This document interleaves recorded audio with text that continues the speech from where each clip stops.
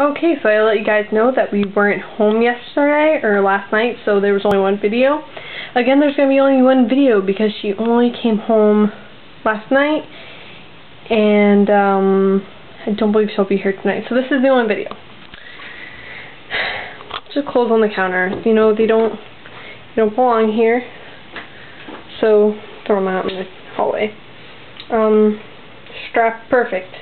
These work great, but they don't belong on the counter, so I'm going to throw them in the hallway until I can put them back where they belong. I'm just going to put that properly.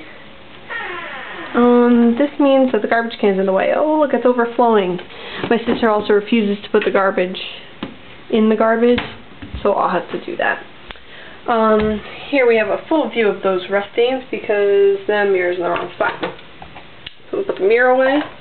Notice my sister must have been going through our little Band-Aid area because the gauze is out. Nobody's gotten seriously injured in the past few days, so she probably was just rooting through here and pulled that out and then put it back. So just gonna close that. I'm gonna fix that. And I found out that the sanctity of my last towel has been taken, so I have no towels and we're expecting a guest tonight. So there's that.